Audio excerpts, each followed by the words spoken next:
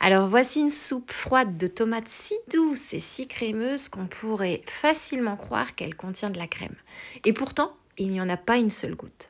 C'est la cousine plus généreuse et veloutée du gazpacho avec une texture épaisse presque soyeuse et cette magnifique couleur qui donne immédiatement envie d'y plonger une cuillère. Servie bien fraîche, c'est une petite merveille sans cuisson, parfaite lorsque les tomates sont au meilleur de leur saison. Je commence avec deux très grosses tomates bien mûres pour obtenir 500 g de tomates. Je retire leur pédoncule puis je les découpe simplement en morceaux.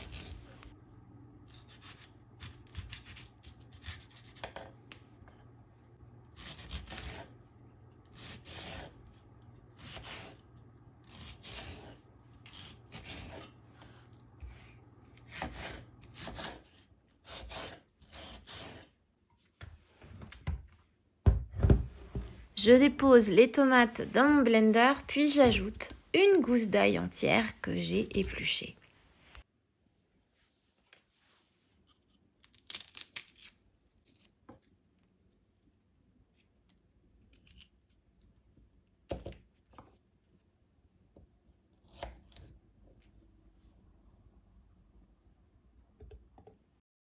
Je mixe pendant quelques secondes jusqu'à obtenir une préparation parfaitement fluide.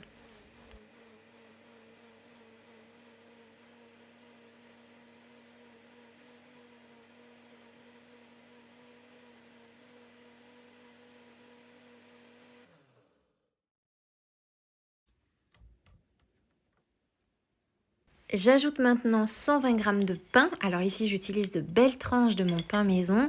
Je les déchire rapidement en morceaux pour aider le blender. Puis je les ajoute directement à la tomate.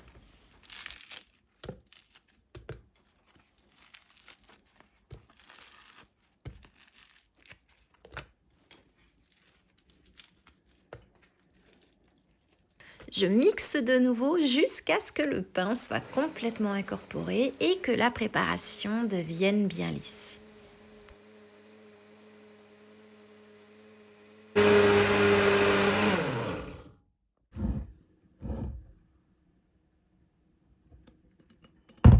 J'ajoute ensuite 4 g de sel. Et maintenant arrive l'étape qui va vraiment transformer la texture. Je prépare 50 ml d'une bonne huile d'olive. Dans une recette aussi simple, sa qualité compte énormément puisqu'elle participe directement au goût final. Je remets le blender en marche, puis je verse l'huile d'olive très progressivement en un filet fin. En l'ajoutant de cette façon, elle va s'émulsionner avec la tomate et le pain. La couleur devient peu à peu plus intense. La préparation gagne en volume et surtout, elle prend cette consistance incroyablement crémeuse.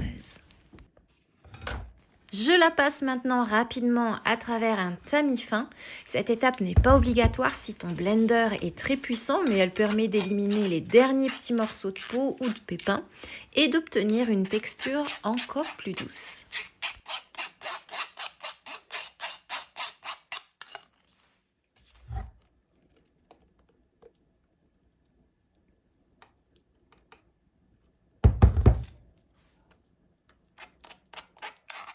Et voilà, regarde-moi cette couleur flamboyante. Une soupe froide épaisse, parfaitement lisse. Elle est d'une douceur magnifique avec le goût franc des tomates bien mûres et cette belle rondeur apportée par l'huile d'olive. Tu peux la servir telle qu'elle, comme je le fais ici, ou ajouter au moment de la dégustation un peu de d'œuf haché et quelques petits morceaux de jambon serrano, comme dans sa présentation traditionnelle. Et bien sûr, je te conseille de la déguster bien fraîche. En entrée pour un déjeuner léger, c'est le genre de recette toute simple qui laisse vraiment parler les tomates.